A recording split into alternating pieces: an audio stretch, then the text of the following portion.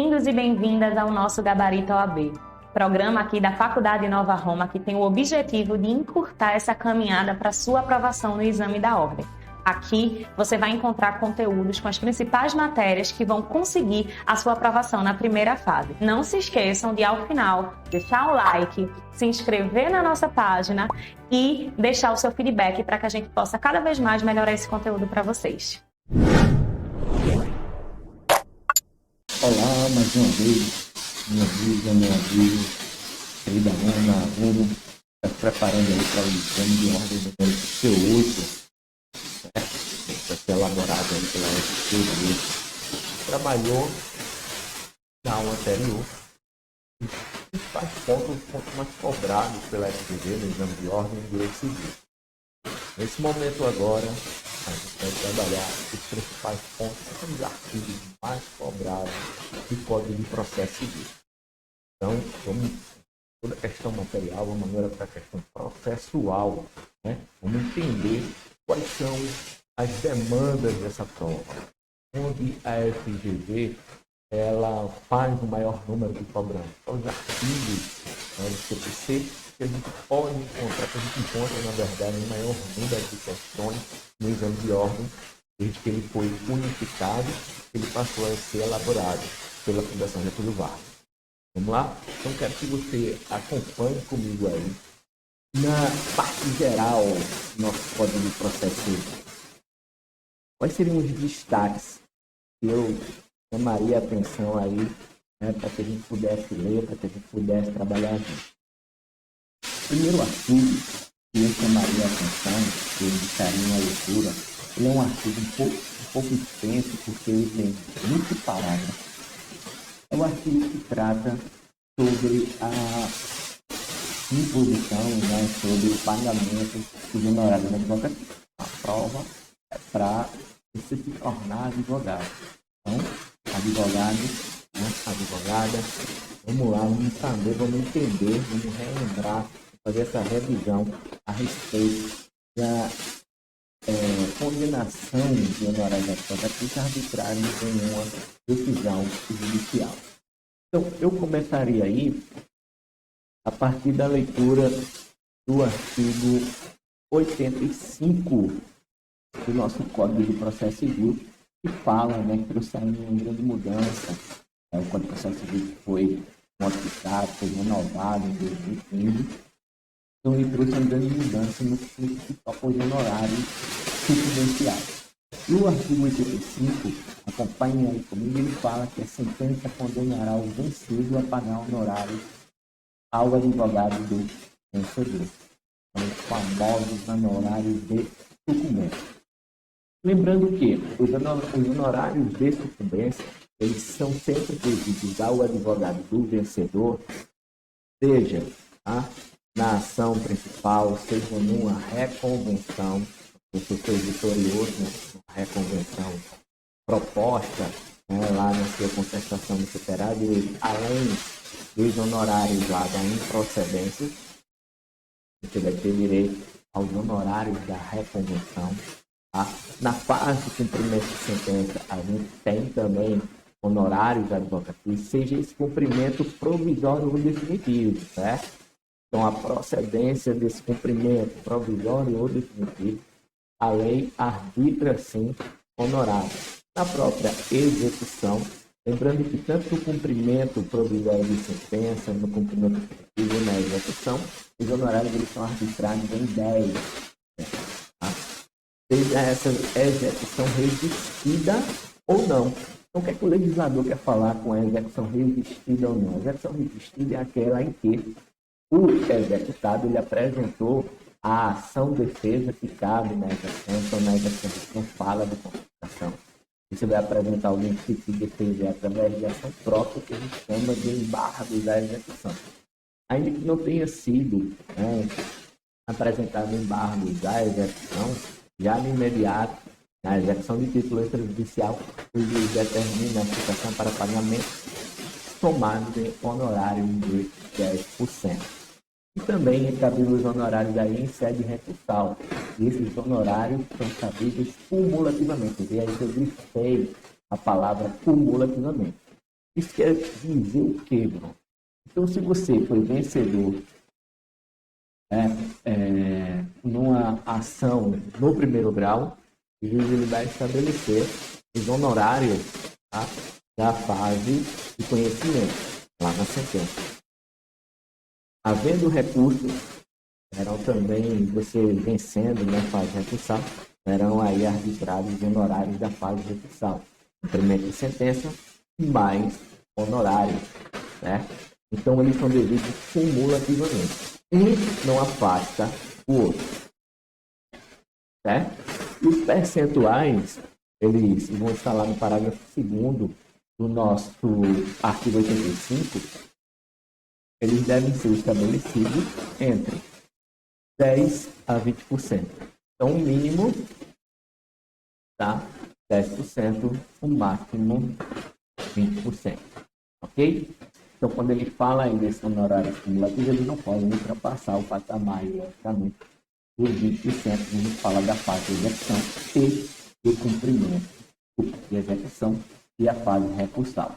Ultrapassado isso, são devidos honorários de 10% na fase de cumprimento de sentença. E esses percentuais aqui, eu aplico em relação a quê?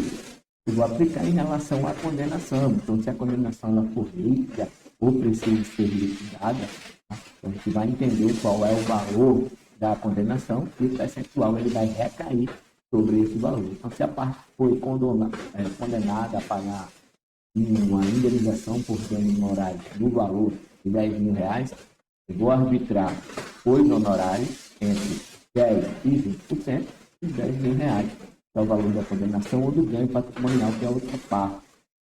Que é outra parte, ela vai ter proveito, certo? Então, honorário de 10% a 20%.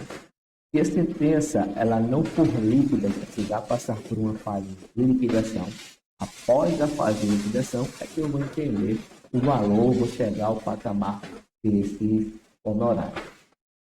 Bruno, e se a sentença, tá, ela não é específica, ela não é uma obrigação de fazer, na verdade, não é específica quanto ao ganho patrimonial da parte vencedora? E como é que fica? Com esses honorários, eles devem ser arbitrados entre 10% a 20% do valor atualizado da causa. Atualiza o valor da causa e aí serão devidos honorários nesse percentual aplicado pelo juiz na decisão que condenou ao pagamento de honorário. Então, não havendo valor específico naquela obra de ação, valor da causa atualizado de 10% a 20%.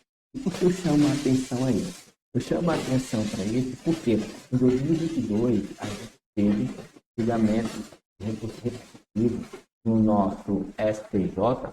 Então a gente tem já a gente teve um tema de julgamento repetitivo, que é o tema 1076, né? Então 1076 na verdade, né?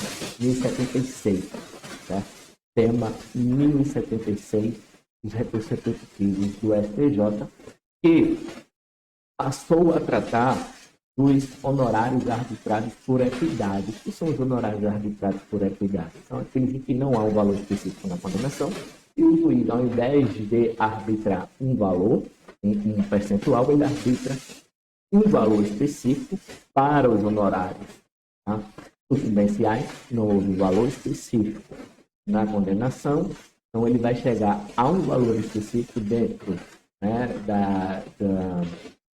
do cálculo da equidade, ou seja, dos cuidados que o advogado teve com aquela causa, da dificuldade da causa, os temas apresentados na causa, o tempo que a liga ela passou para ser resolvida, tudo isso vai ser levado em conta. E aí, nesse julgamento desse repetitivo que gerou o tema 1007, a gente teve já aprovada uma lei também em 2022 que gerou o artigo 6º-A e o artigo 8º-A no Código de Processo Civil.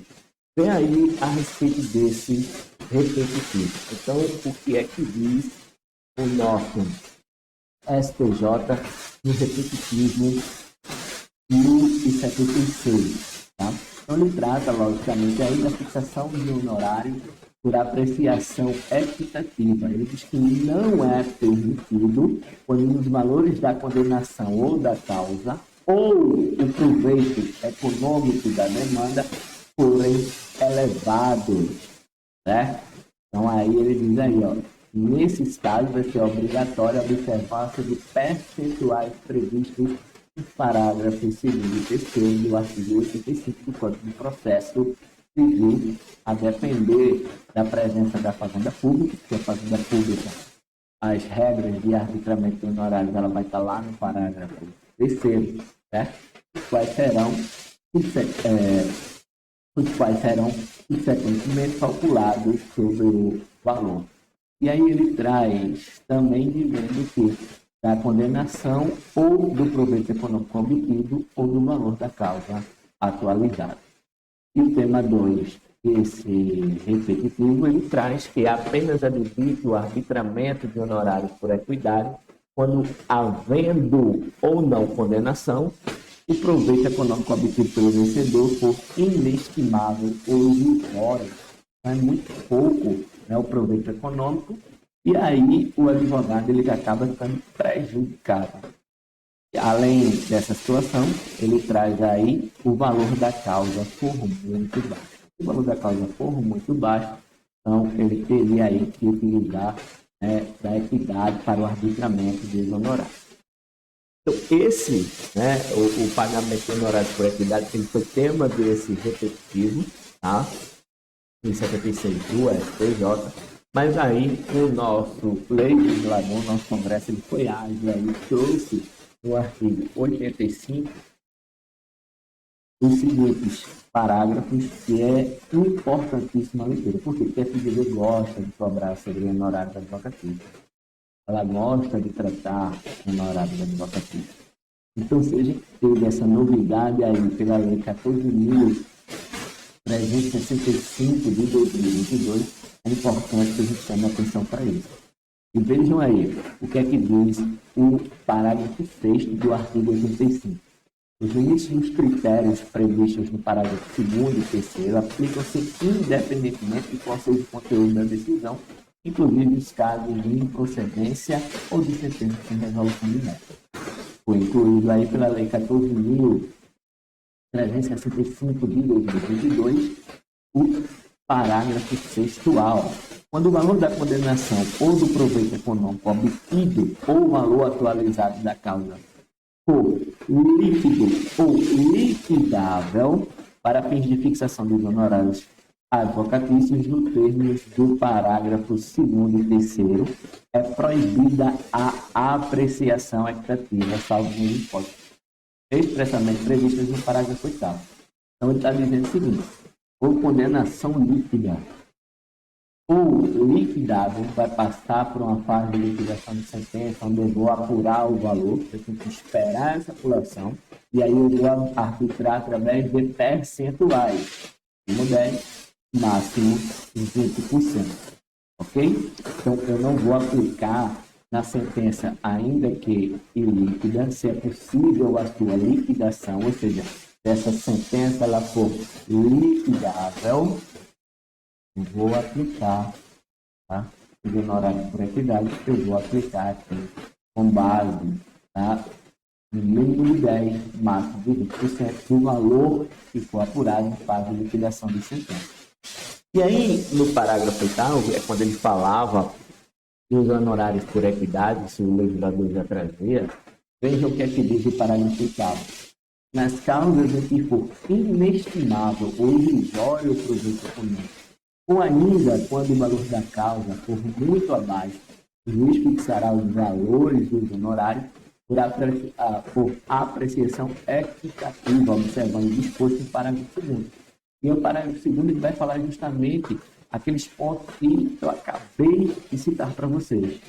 A causa era complexa, ela durou muito, foi rápida, não houve resistência, a parte foi revel, o processo foi julgado antecipadamente, não houve recurso. Então, ele tem que entender o grau de complexidade e o nível do trabalho do advogado para essa situação específica. Aí sim ele vai poder aplicar, né, os honorários por equidade conforme possibilita aí o parágrafo 8º. Já aceitando aí o repetitivo do STJ, a Lei 14.365 de 2022 chamou bem a atenção para ela, porque lei nova, honorários advocatícios, ou seja, algo que a nossa FGV gosta, né? Ele trouxe no artigo 35, o parágrafo 8º A. Ela trouxe o parágrafo 6º A e o parágrafo 8º A. No parágrafo 8º, o que é que a gente tem aí? Nas hipóteses do parágrafo 8º deste artigo, para fins de fixação equitativa, então a gente está tentando trazer, né, uma regra objetiva para o cálculo dos honorários. Né? O juiz deverá observar os valores recomendados, olha, o que é que ele deve verificar? Valores recomendados pelo Conselho da Seccional de Ordem dos Advogados do Brasil a título de honorários advocatícios. Ou seja, ele vai olhar a tabela da OAB, então as seccionais, né, da OAB, OAB Pernambuco, OAB Alagoas, cada uma ela tem uma tabela que vai se atualizando ano a ano e valores mínimos, né, a serem cobrados pelo advogado em determinada causa.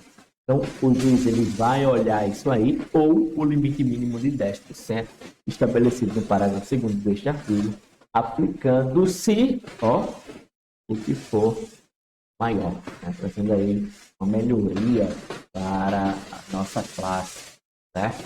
Então, chama a atenção de vocês para o parágrafo 6º A e o parágrafo 8º A do artigo 85, né, que trouxe, incorporou ao nosso Código de Processo Civil o tema repetitivo 1076 do STJ.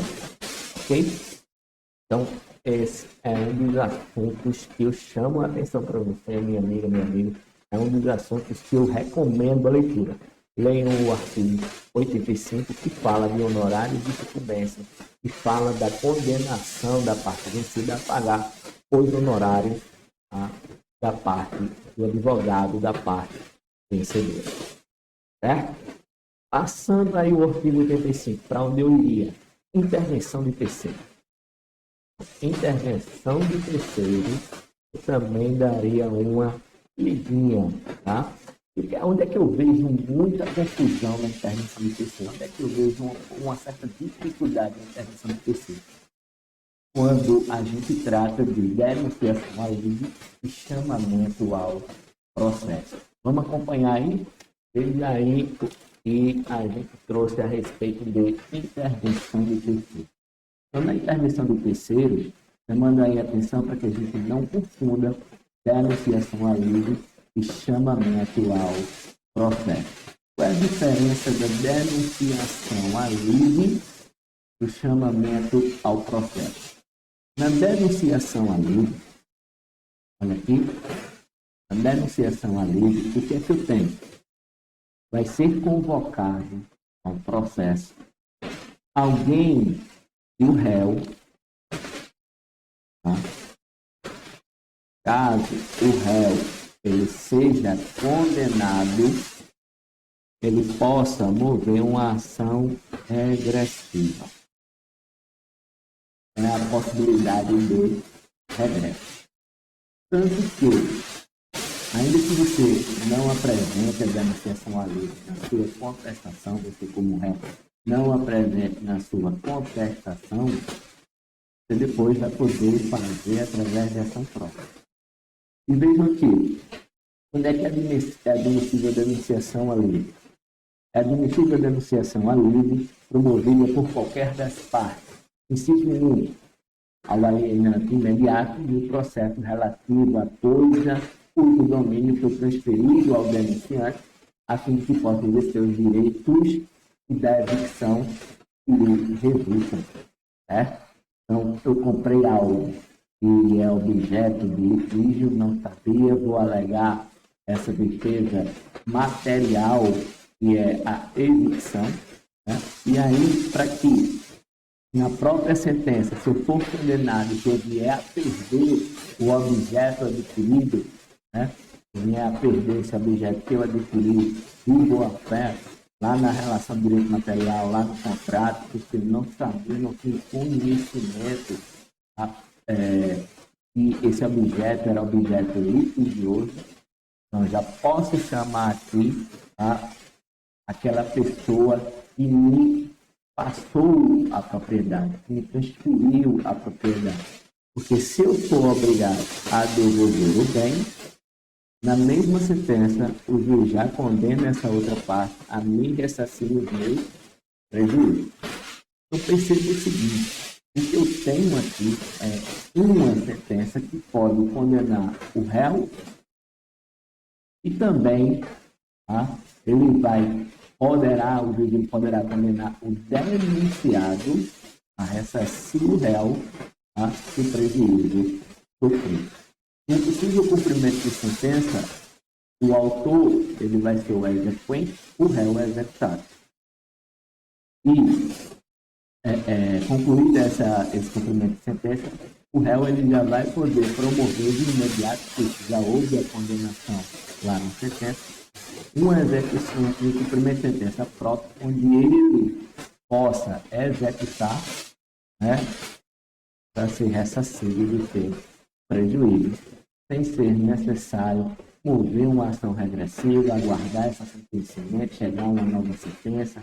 Então, a gente está falando aqui de economia, celeridade processual. Aquele, e no inciso 2, aquele que tiver obrigado por lei ou por contrato a indenizar em ação regressiva o prejuízo de quem for vencido no processo. Falando em ação regressiva, falou no direito, né? Se eu for prejudicado nessa ação, eu posso cobrar esse prejuízo de alguém, então eu teria aí a denunciação ali. Já o chamamento ao processo, tá? Ele seria em outra situação. Aqui é quando mais de uma pessoa pode responder pela demanda que está sendo ajuizada, certo? Porque existe responsabilidade, seja através de uma garantia fidejussória ou porque o débito ele é solidário.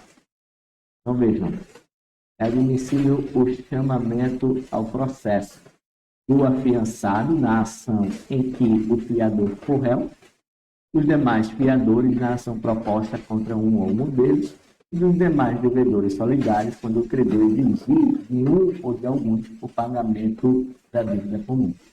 Então, nesse caso aqui, a gente chama o processo para que, havendo a sentença condenatória, os devedores, devedor 1, devedor 2, fiador, eles serão parte no cumprimento de sentença. Se não houve o chamamento ao processo, quem não é parte do processo não pode ser prejudicado. Então, se apenas o devedor aqui ele era o réu, os demais não podem ser prejudicados por essa ação, porque senão estaria ferindo o princípio constitucional do contraditório e da ampla defesa. Então, o chamamento ao processo é para trazer aquelas pessoas que devem junto comigo, que podem responder junto comigo. E aí, nessa sentença, o juiz ele vai poder aí condenar de forma solidária todos, né? E o autor ele vai poder executar o total da dívida de qualquer um deles, sem prejuízo aí para o autor, já que houve, né, a condenação de ambos, de todos. Então, chamamento ao processo, responsabilidade através da garantia fidejussória, da fiança, ou se tratando de dívida solidária. Nesses casos, chamamento ao processo. Falou de fiador, falou de obrigação solidária, tenham isso em mente, tá?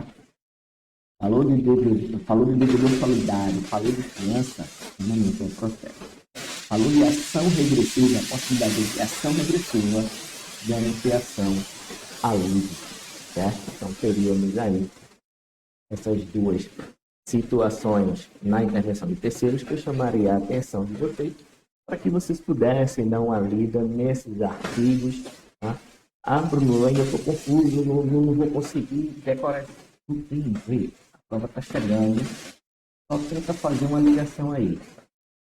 E falou de fiança ou obrigação solidária, chamamento ao processo. Se a questão trata de ação regressiva, denunciação à lei.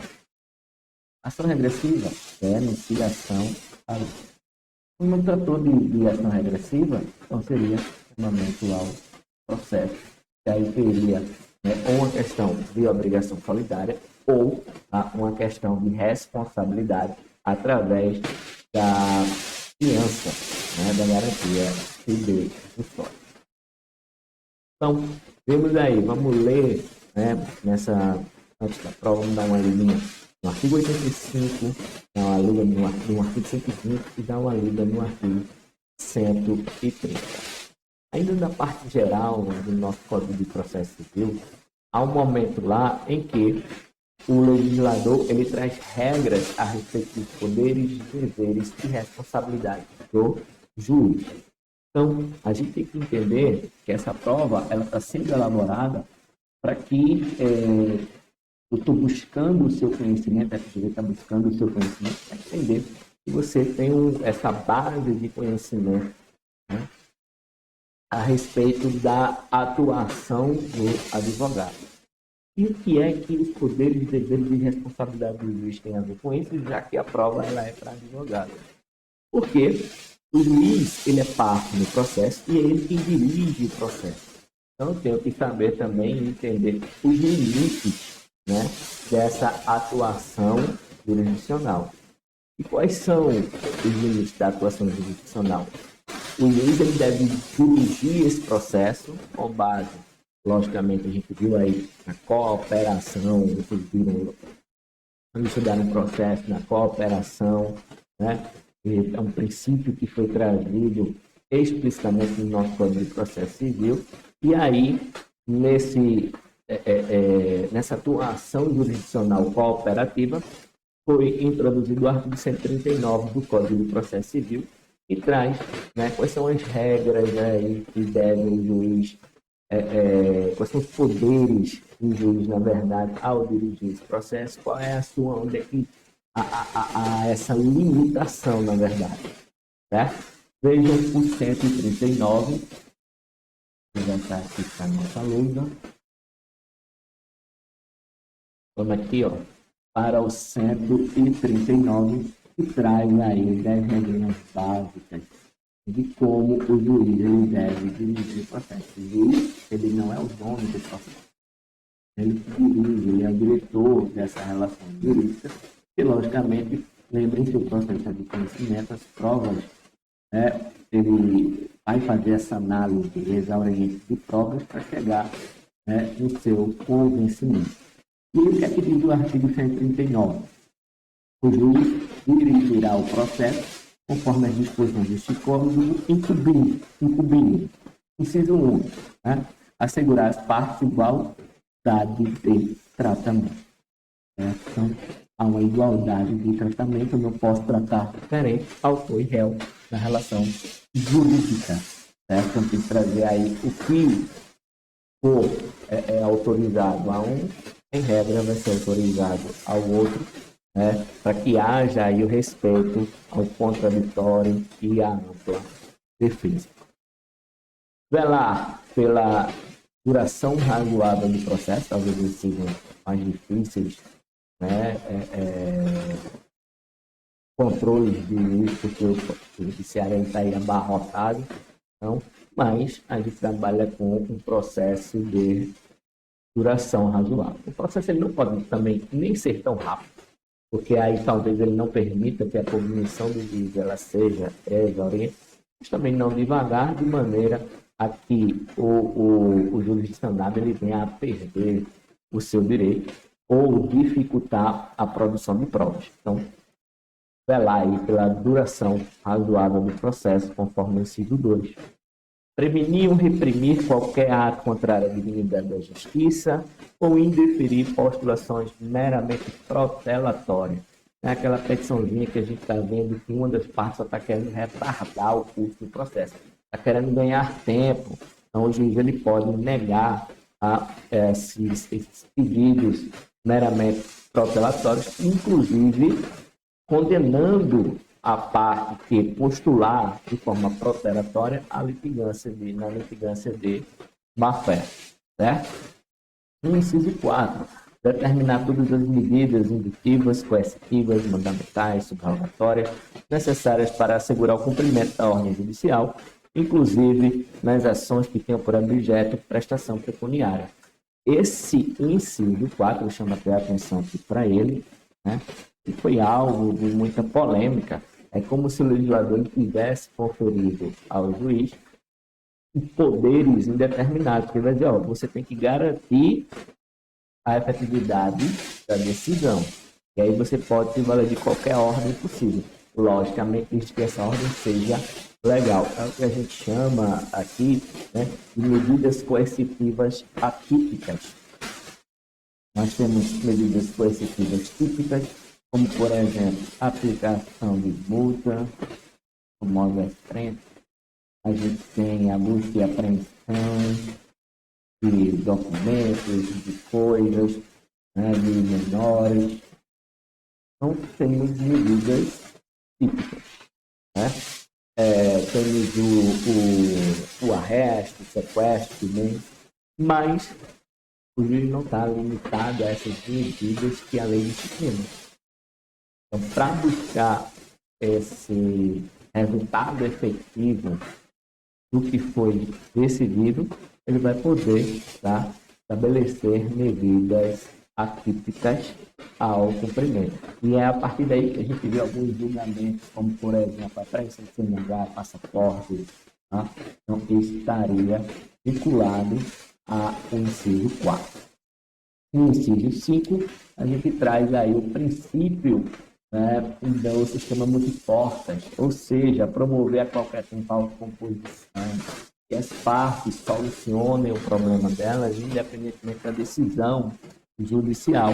E aí ele diz preferencialmente, gosto de grifar essa parte da lei, por quê? Porque aí a FGV é muito nesse sentido. Ele troca o preferencialmente, né, pelo exclusivamente.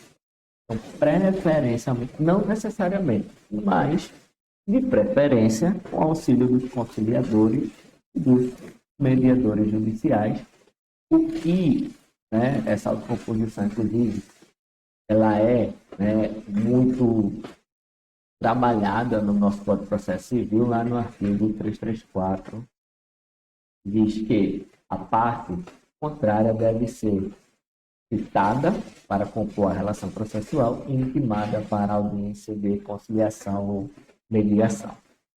No inciso 6, eu trago aqui outra informação e observação importante para vocês. Dilatar os prazos processuais e alterar a ordem da produção dos meios de prova. Hoje a gente trabalha aí com a distribuição dinâmica do ônus da prova. Então, o juiz ele vai poder alterar a distribuição e a ordem, desde que ele identifique que com essa alteração ficará mais fácil resolver a lide, certo? E, além disso, dilatar os prazos processuais. Presta bastante atenção no que eu vou dizer aqui. A respeito de dilatar os prazos processuais, tem um prazo que eu cumprir, é difícil, eu não tenho como apresentar esse documento agora. Eu posso pedir a dilação de prazo ao juiz? Posso, desde que essa dilação de prazo ela se dê antes da preclusão.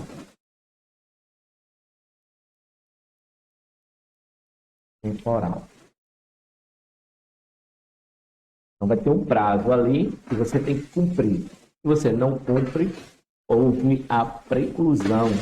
Né? Se não cumpre dentro do prazo estabelecido em lei ou do prazo determinado pelo juiz, há a preclusão temporal.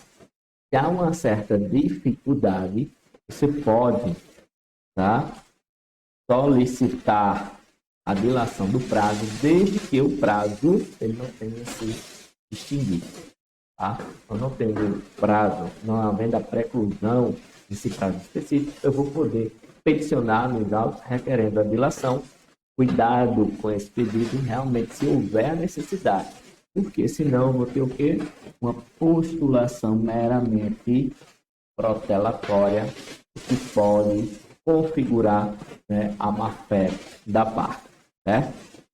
O inciso 7, exercer o poder de polícia, requisitando, quando necessário, força policial, além da segurança interna dos fóruns dos tribunais. 8. Determinar a qualquer tempo o comparecimento pessoal das partes para inquiri-las sobre fatos da causa, hipótese em que não incidirá a pena de confesso, né? A parte não é obrigada a confessar, mas o juiz ele pode tentar sondar melhor ali com a parte, sentir com a parte que ele está realmente falando a verdade, certo?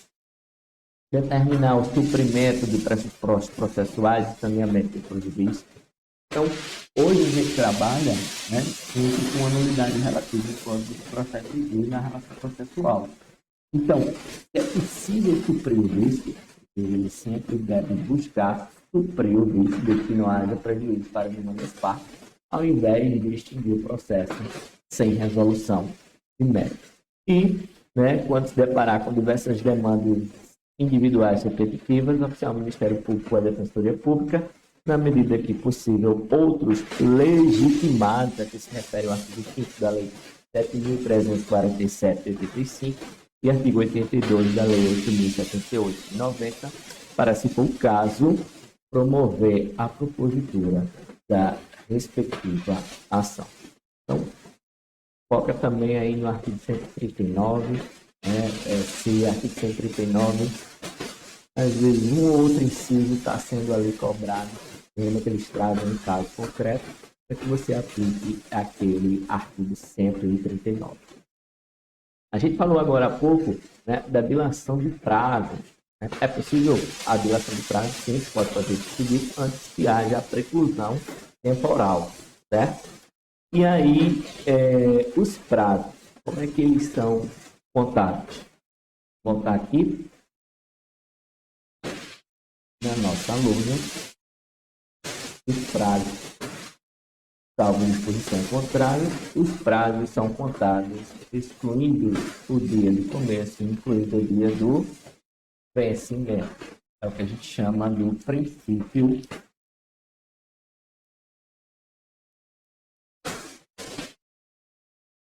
de acordo.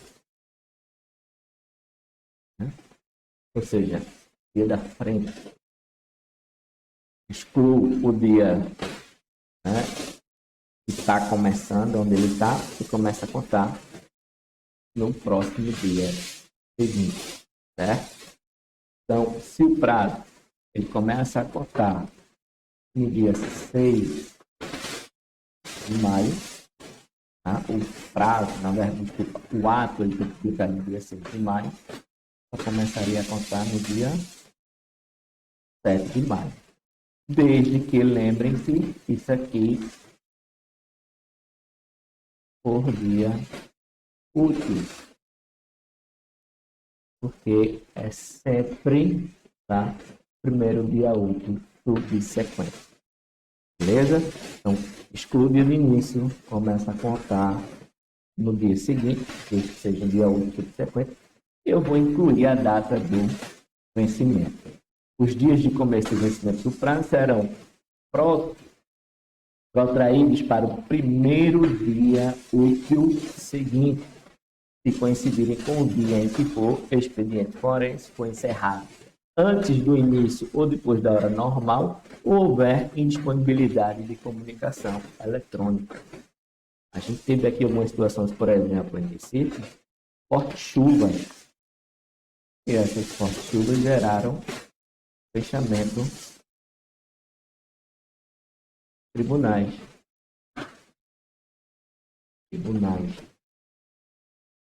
Antes do horário aqui, ó, antes do horário.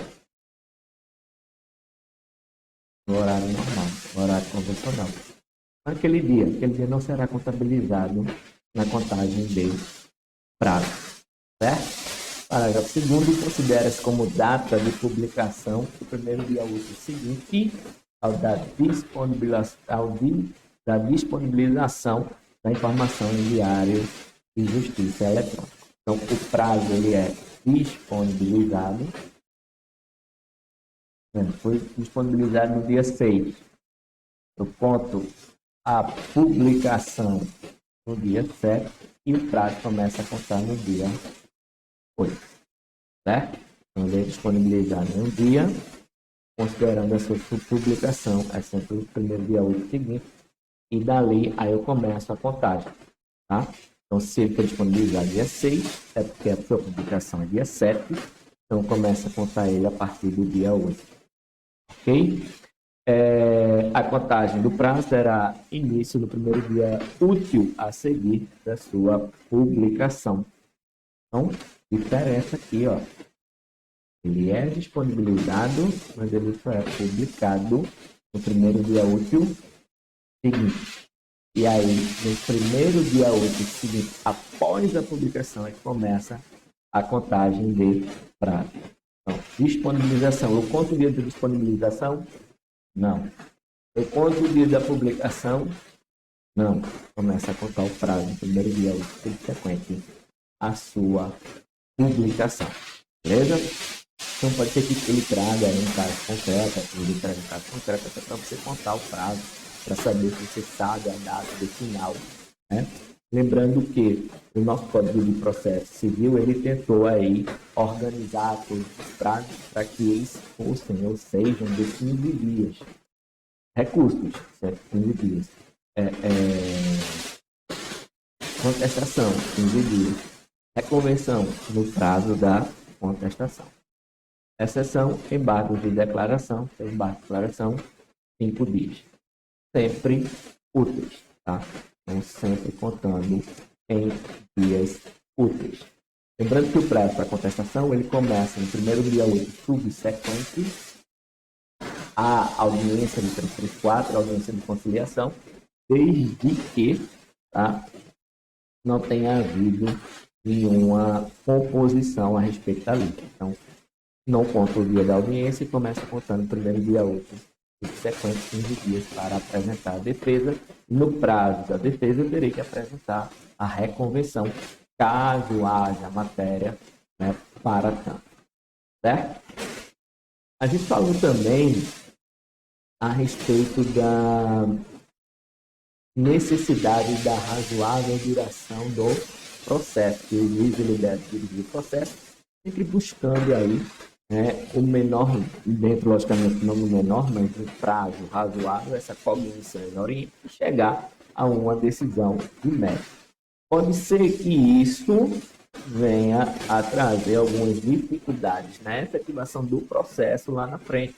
Por mais que o juiz ele tente ser célere, ele precisa cumprir os requisitos do devido processo legal, as regras do processo, e não só isso, né, as bases constitucionais de ampla defesa, contraditória, direito de recurso, certo? E isso pode gerar a perda do bem de vida do processo. Para evitar tais situações, o que é que o nosso legislador trouxe? Presta atenção aí, a possibilidade de tutela provisória.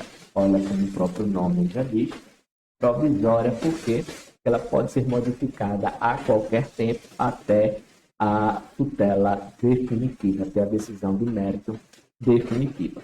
E essa tutela provisória, ela pode ser de natureza antecipada, ou ela pode ser de natureza cautelar. Qual é a diferença da tutela antecipada e da tutela cautelar? Na tutela antecipada, eu quero já a produção dos efeitos da decisão definitiva. Já estou buscando os efeitos da decisão definitiva. Na tutela cautelar, eu quero apenas resguardar. Certo? Eu quero apenas resguardar. Então, você trouxe a carne do churrasco. Vamos assar logo a carne que eu preciso já comer, preciso dessa proteína. Então, vamos antecipar os efeitos dessa teste. Não vamos fazer essa carne agora, a gente vai passar o final de semana aqui na casa de praia, vamos deixar ela para o domingo, para o último dia. Então, eu preciso congelar essa carne, botar em refrigerador, em algo, né, que conserve ela para quando eu for utilizá-la no domingo. Aí ele seria acautelatório. Então, na cautelar, eu quero preservar os efeitos para que eu possa, lá na decisão do médico, dar efetividade à decisão. Na antecipada, eu preciso dessa decisão agora. Eu preciso de uma cirurgia, o plano de saúde está negando. Ou ele me antecipa agora, ou eu vou morrer. Tá? Ou ele me antecipa agora, ou eu vou morrer. Então, eu preciso que essa cirurgia seja realizada nesse momento, que antecipe os efeitos da decisão de médico. Tá? Eu entrei com ação de indenização por danos materiais contra determinada pessoa e percebi que aquela pessoa ela está dilapidando seu patrimônio. Eu vou pedir ao juiz o arresto dos seus bens. Os bens ficarão, né? A alienação do bem será proibida até a decisão de mérito, porque, havendo a decisão de mérito, eu terei patrimônio para executar. Mas eu não vou me beneficiar desse patrimônio agora, certo? Na antecipada, eu me beneficio daquilo que eu estou buscando no final. Ok? E aí vê o que é que diz o artigo 296 do CPC. A tutela provisória conserva sua eficácia na pendência do processo, mas pode, a qualquer tempo, ser revogada ou modificada, desde que haja aí uma mudança nas provas que estão sendo produzidas, que permita ao juiz uma outra forma de analisar aquela situação específica. Por quê? A partir do momento que o juiz ele defere uma tutela provisória, existe recurso específico para isso. Agravo de instrumento. Ok? Agravo de instrumento, seja para antecipado, seja para cautelar. Ou tutela provisória, cabe o agravo do instrumento. Qual o prazo do agravo do instrumento? 15 dias. Ultrapassado, preclusão temporal desse recurso. Mas aí, se eu trago dentro do processo, o processo está sendo instruído ainda, um fato novo que permite que o juiz revise aquela situação, eu posso requerer isso ao próprio juiz de primeiro grau, que proferiu a decisão, demonstrando um fato novo dentro da relação jurídica. Ok? E aí, no parágrafo único, salvo decisão judicial em contrário, a tutela provisória conservará a eficácia durante todo o período de suspensão do processo. O processo foi suspenso, mas houve uma tutela provisória, né, proferida pelo juiz. Ela conserva aqui, a sua eficácia. Então, ela não deixa de produzir efeitos porque houve a suspensão processual. Chamo a atenção para vocês uma novidade do Código 2015, né? Que é a tutela antecipada requerida de forma antecedente. O que é que acontecia? Para quem atuou, né, na época eu atuei no Código 73, quando você ia requerer uma tutela antecipada de urgência, você tinha que preparar toda a sua petição inicial e trazer, né, de forma imediata a distribuição da petição inicial e o pedido de tutela antecipada de urgência. Para facilitar, às vezes, a urgência ela é contemporânea à propositura da ação. Então, para facilitar isso, o legislador diz o seguinte: se essa audiência é muito contemporânea à propositura da ação e vai demorar para que você faça uma ação mais rebuscada, faz um pedido de tutela antecipada em caráter antecedente, que é aquele 303, antecedente. Faz esse pedido aqui, certo? E aí tu não vai florear tudo na tua petição inicial, porque vai ter prazo para editar essa petição inicial depois. Então, ó, nos casos 303, nos casos que a urgência for contemporânea à propositura da ação, a petição inicial pode limitar-se ao requerimento de tutela antecipada e a indicação do pedido da tutela final, com exposição da lide, do direito que se busca realizar e do perigo do dano ou do risco do resultado útil ao processo. E aí, uma vez deferida, você vai ter 15 dias aqui para emendar, adiantar a petição inicial, trazer novos fundamentos, trazer mais provas para a sua petição inicial. Então, facilitou aí o pedido da tutela provisória. E em caráter antecipado, antecedente. E só existia processo cautelar. Se o pedido ele for cautelar, antecedente, o prazo aqui para você fazer o pedido principal é de 30 dias. Tá? 15 dias só na antecipada em caráter antecedente. E esse código também trouxe aí uma nova modalidade de tutela provisória, que é a tutela de evidência. Por quê?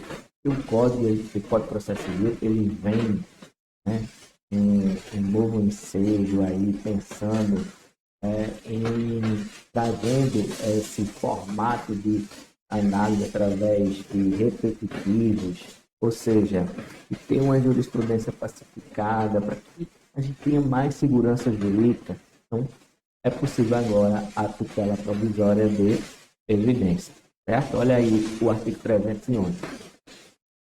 A tutela de evidência será concedida independentemente de demonstração de dano ou de risco de resultado útil ao processo. Então, nessa aqui, na tutela de evidência, eu não preciso preencher os requisitos da tutela de urgência cautelar e tutela de urgência antecipada, que seriam, né, o perigo de dano ou risco ao resultado útil do processo. Não preciso. Aqui, se eu me encaixo em uma dessas 4 situações, eu já posso provisoriamente pedir a antecipação dos efeitos da tutela. E que situações seriam essas? Ficar caracterizado o abuso do direito de defesa do manifesto propósito protelatório. Né? Abuso do direito, naquela parte ali está insistindo em algo que, ó, excelência, Luiz, me ajude porque a pessoa está querendo retardar o processo. Então vamos antecipar os efeitos da decisão, certo? Da tutela. 2. As alegações de fato puderem ser comprovadas apenas documentalmente se houver tese firmada em julgamento de casos repetitivos ou em súmula vinculante. Então, a gente está buscando, né, trazer um Código Civil, Código de Processo Civil aqui, como um logo, né? Questão de precedentes, certo? Então, se já essa tese ela já foi julgada em casos repetitivos, né, ela pode ser comprovada documentalmente, vamos antecipar os efeitos da decisão do mérito. 3. Se tratar de pedido rei persecutório. O que é o pedido rei persecutório? É a devolução de algo, constituindo algo de volta. Em prova documental adequada no contrato de depósito. Então, eu depositei um bem, então vim negando a devolução. Nesses casos, tá, eu teria aí a possibilidade da tutela de evidência, certo? Desde que eu tenha prova documental adequada desse contrato de depósito. Em caso que será decretada a ordem de entrega de objetos custodiados sob pena de combinação de multa. E, por fim, a petição inicial foi instruída com prova documental suficiente dos fatos constitutivos do direito do autor, a que o réu não opõe a prova capaz de gerar dúvida razoável. Então, na contestação, quando o réu apresentou a sua contestação, ele não trouxe documentos ou outro tipo de prova suficiente, tá, para desqualificar a prova documental do autor. Aí você, depois da contestação, você vai poder alegar isso pedindo a tutela de evidência. Lembrando que, nos casos do inciso 12 e 3, esse pedido de tutela de evidência ele pode ser requerido liminarmente. Seria, o juiz ele vai poder deferir, mesmo sem ter ouvido a parte contrária. Aqui, como depende de conduta protelatória, então vai ter que ter ouvido a parte contrária, até para caracterizar isso. E aqui também ele fala do réu não tendo oposto naquela situação, prova capaz de gerar dúvida razoável, então tem que ter havido aqui o contraditório. Certo? Então, no caso do inciso 12 e 3, o pedido pode ser liminar. No caso do artigo 303, também pode ser liminar. De urgência cautelar, também pode ser liminar. Ou seja, sem a oitiva da parte contrária. Ele joga o contraditório, ele posterga o contraditório para um segundo momento. Primeiro ele defere, e depois ele diz, defenda-se. E a respeito do defenda-se, o que a gente poderia analisar aí? Vamos lá para a contestação. Vejam aí a contestação, A contestação é a defesa da parte contrária. Então, como essa aqui é a parte contrária, ela vai apresentar em sua defesa a respeito das alegações do autor. Então, essa defesa, essa contestação, ela pode trazer defesas preliminares e defesas de mérito. Sendo as defesas de mérito indireta ou direta. O que são as defesas de mérito indireta? São aquelas situações que eu vou adentrar nos fatos e provas, ele vai fazer uma análise de fatos e provas, tá? Mas há causas impeditivas, modificativas ou extintivas de direito ao autor. Já houve o pagamento. Há a prescrição, incide a decadência. Prescrição, decadência, pagamento, dação e pagamento. Tudo isso ele pode ser alegado como defesa do mérito, de forma indireta. E a forma direta é o ataque, logicamente, aos fatos principais ali que foram trazidos na sua petição inicial. E as preliminares são defesas processuais. Defesas processuais. Ou seja, são vícios do procedimento. E essas preliminares, elas estão no artigo 337. Cumpre ao réu antes de discutir o mérito alegar. O que é que ele vai poder alegar? Inexistência ou nulidade de citação. Então, a citação, que é um ato formal para que o réu venha integralizar a lide, não foi realizada de forma correta. E aquele juiz, ele não pode de jeito nenhum julgar a causa. Competência absoluta. Direito de família, eu distribuir na vara federal. Ou que, de forma relativa, ele não poderia julgar a causa, porque é uma competência territorial. Então, neste caso, tem que ser alegado em contestação. O valor da causa não está correto. A inépcia da petição inicial. O que é a inépcia da petição inicial? A petição inicial, ela é um ato formal que deve seguir os ritos do artigo 319, 320 CPC. Se ela não cumpre essa formalidade, essa petição ela é inepta. Perempção. E a perempção? Esse autor, excelência, ele já demandou 3 vezes essa mesma causa. E por 3 vezes, essa causa ela foi extinta sem resolução de mérito por desvio desse autor. Então, não deve continuar. Não há como continuar. Ele já provocou o judiciário 3 vezes. Nessas 3 vezes, por alguma desídia, o processo tem que ser em resolução de mérito. Litispendência. O que é a litispendência? Lembra? Existe uma causa igual ou idêntica que já está sendo analisada por outro juiz. Coisa julgada. Excelência, o autor já ingressou com a ação idêntica a essa. Já houve sentença, já transitou em julgado e aí ele está querendo discutir de novo a mesma situação, o mesmo fato. Na litispendência, ainda não houve o julgamento da causa idêntica, já há uma causa idêntica. Na coisa julgada, já houve o julgamento e além de haver o julgamento, esse julgamento já transitou em julgado. Então ele não pode mais ser revisto, a não ser que consiga encaixar nos casos de ação isória. Ação específica dirigida ao Tribunal de Justiça. Conexão. Tá? Então,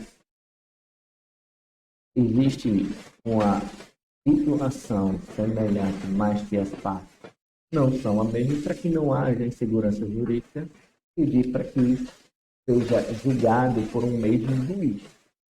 Tem que ser requerido antes da sentença. Depois da sentença, não vou falar em conexão, porque a conexão ela é utilizada como forma de dar celeridade e economia processual. Incapacidade da parte, ou seja, aquela parte não tem capacidade para figurar no processo sem representação com assistência, o defeito da própria representação ou falta de autorização. Convenção de arbitragem. Então, no contrato, tem cláusula arbitral. Não é para estar sendo discutido aqui em juízo estatal. Ela tem que ir para um juízo arbitral. A ausência de legitimidade de interesse processual. E aí, lembrando, se você não é parte legítima, tem que indicar, caso você saiba, quem é a parte legítima. Quando alegar sua ilegitimidade, coube ao réu indicar o sujeito passivo na relação jurídica discutida, sempre que tiver conhecimento, sob pena de arcar com as despesas processuais e de indenizar o autor pelos prejuízos decorrentes. Então, quando você alega a ilegitimidade e indica quem é a parte realmente correta para figurar a relação, o autor vai poder optar em concordar com a sua saída do processo, que seja citada a parte legítima, ou ele vai poder promover a citação dessa outra parte para que vocês formem um litisconsórcio na ação. Falta de caução ou de outra prestação que a lei exige como preliminar. Então, se a lei ela exigir uma caução específica para o caso, você tem que apresentar, certo? E em devida concessão dos benefícios da gratuidade de justiça. Vejam que todas essas são questões de quê? São questões processuais. E aí você alega como preliminares de mérito antes que você venha a adentrar no debate sobre os fatos, fundamentos, provas. Você vai poder alegar qualquer uma dessas cláusulas, desses incisos aí do artigo 337 a respeito das questões processuais. Lembrando que aí o juiz ele deve analisar, a análise do juiz vai ter no seguinte sentido: é possível ultrapassar esse vício? É possível consertar esse vício? Se for possível consertar o vício, se for possível ultrapassar o vício sem gerar nenhum prejuízo para o processo, nem para nenhuma das partes, o nosso Código de Processo Civil ele aplica o princípio da primazia do mérito. Eu ultrapasso o vício para que eu possa proferir uma sentença com resolução de mérito. Então, a regra é mérito. Só se realmente eu quiser, de maneira nenhuma, forma de ultrapassar o vício, isso geraria um prejuízo para uma das partes. Então, nesse caso, é que aí ele ligaria sem resolução do mérito. que mais? Qual outro artigo aí, qual outro artigo a gente poderia citar para a gente trazer uma leitura? Impugnação do cumprimento de sentença. Artigo 125 do Código de Processo Civil. Vejam, no cumprimento de sentença, como é que ele funciona? Proferida a sentença, essa sentença ela não tem efeito, e ela ainda que não tenha sido impugnada por um recurso. Esse recurso não tem efeito suspensivo, você já pode pedir o cumprimento daquela decisão, tá? E aí ele vai poder ser provisório. Cumprimento provisório de sentença é porque a pendência de recurso concurso para ser julgado não pode ser definitivo. E aí, nesse caso, não há pendência de recurso suspensivo, a decisão é aquela, foi ser julgada, e aí eu querendo o seu cumprimento. Ocorrendo o pedido de cumprimento de sentença, a parte contrária ao estado baixo, ela vai ser intimada para o seu cumprimento no prazo de 15 dias. Ultrapassado esses 15 dias, aplica-se uma multa prevista lá no CPC e honorários, tá, da fase de cumprimento de sentença. Multa 100%, honorário 10%. Certo? Então você tem 15 dias. E aí, se nesse prazo de 15 dias você não realizar o pagamento voluntário, eu vou majorar aqui o pagamento com multa de 10% e honorário de 10%. Passou os 15 dias, a aplicação da multa dos honorários, agora você vai ter mais 15 dias aqui para impugnar o cumprimento de sentença. O prazo para impugnação do cumprimento de sentença, ele não é de 15 dias a contar da intimação para o seu cumprimento, mas é depois desses 15 dias, certo? É que se inicia o prazo específico para impugnação. Olha aí, ó, transcorrido o prazo do artigo 123, sem pagamento voluntário, então transcorrido esse prazo aqui, 15 dias, inicia-se o prazo de 15 dias, aqui é mais 15 dias, para que o executado, independentemente de penhora ou de nova intimação, não vai ser intimado de novo, não, vai contando ali do momento em que você recebeu para pagamento voluntário. Apresente nos autos a sua impugnação. E o que é que eu posso alegar nessa impugnação? Falta ou nulidade de estação na fase de conhecimento, né? O processo correu a revelia, mas na verdade correu a revelia porque houve um vício na citação. Se houve um vício na citação, então você feriu o contraditório para a defesa, a sentença não poderia ter transitado em julgado. Ilegitimidade da parte. Ilegitimidade da parte da fase de cumprimento de sentença, tá? Não posso buscar uma ilegitimidade lá na fase de conhecimento, não. Na fase de cumprimento de sentença. Inexigibilidade do título, inexigibilidade da obrigação. O título ainda não é líquido, ele precisa passar por uma fase de liquidação de sentença. Senhora, incorreto ou avaliação errônea, certo? Então, está muito baixa essa avaliação para a justiça fez. Então, pode ser alegado a incompetência absoluta ou relativa do juiz da execução, lembrando que, em regra, o juiz da execução é aquele que proferiu a decisão, de mérito, de qualquer causa modificativa ou extintiva da obrigação, como pagamento, inovação, compensação, transação ou prescrição, desde que superveniente da sentença. Tá? Então, se liga aí, principalmente no prazo da impugnação ao cumprimento de sentença, que só começa a contar 15 dias depois do prazo para o pagamento voluntário. E a parte de recursos? O que é que a gente indica aí a leitura? Vamos lá. Na parte de recursos, eu indicaria a leitura de apelação e agravo do instrumento. Lembrando que, qual é a principal diferença entre a apelação e o agravo do instrumento? A apelação, ela cabe na sentença, em regra. E o agravo do instrumento das decisões interlocutoras. Existe a possibilidade de apelação de decisão interlocutória? Fica aí a pergunta. Seria só de sentença? Veja. E a decisão interlocutória? Ela não é passível, não foi possível, tá?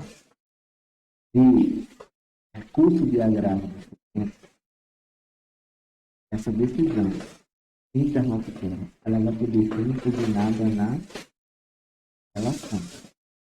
Desde que exista matéria na sentença para você apelar. Houve a sentença ela lhe foi desfavorável. Se ela lhe foi desfavorável, você vai apresentar a apelação dessa sentença. E pode também nela combater as decisões interlocutórias que não foram recorridas por agravo do instrumento. Porque, em regra, decisão interlocutória ela é recorrida por agravo do instrumento. A apelação ela é interposta no próprio juiz do primeiro grau, lá no processo onde a decisão foi proferida. Vou juntar ela lá e aí o processo vai inteiro para o tribunal. Agravo do instrumento. Ele é protocolado perante o tribunal. No agravo do instrumento, o processo continua tramitando lá no primeiro grau, mas aquela decisão específica ali de tutela provisória, mérito do processo. Lembra que aqui é possível, né, a decisão antecipada parcial e mérito. Então você fez 3 pedidos lá no processo. Danos morais, materiais e estéticos. Em relação ao dano material, o juiz diz que já tem provas suficientes. Ele pode julgar antecipadamente o mérito? Parte do mérito pode. Ele faz isso através de decisão interlocutória e aí é recorrido por agravo do instrumento. Essas outras duas aqui, tá? Essas outras duas, ele vai decidir em sentença e aí pode ser recorrido por apelação. Ah, Bruno, não agravei na decisão antecipada parcial do mérito. Posso apelar agora? Não, porque houve o quê? Reclusão. Ela fez coisa julgada. Como ela é decisão de mérito, ela fez coisa julgada. Rejeição de alegação de convenção e arbitragem, que é uma dos preliminares que a gente viu. Incidente de desconsideração da personalidade jurídica, que é uma intervenção do terceiro. Rejeição de pedido de gratuidade do exercício, acolhimento de pedido de sua revogação. Exibição ou posse de documento coisa. Exclusão de leite consórcio. Rejeição de pedido de limitação de leite consórcio. Admissão ou inadmissão de intervenção de terceiro. Concessão, modificação, revogação do efeito suspensivo e embargo de execução. Redistribuição do ônus da prova, tá? E outros casos expressamente previstos em lei. Então, em regra, decisões interlocutórias, agravo do instrumento, recurso direto no tribunal. Sentença, apelação, recurso para o primeiro grau e vai encaminhar, né, o processo para o tribunal após o prazo das contrarrazões. Não há juízo prévio de admissibilidade. O juiz de primeiro grau ele não analisa a admissibilidade da apelação. O agravo do instrumento, como ela é interposta diretamente do tribunal, então é o próprio relator do agravo do instrumento que vai analisar a sua admissibilidade, como vai ocorrer também na apelação.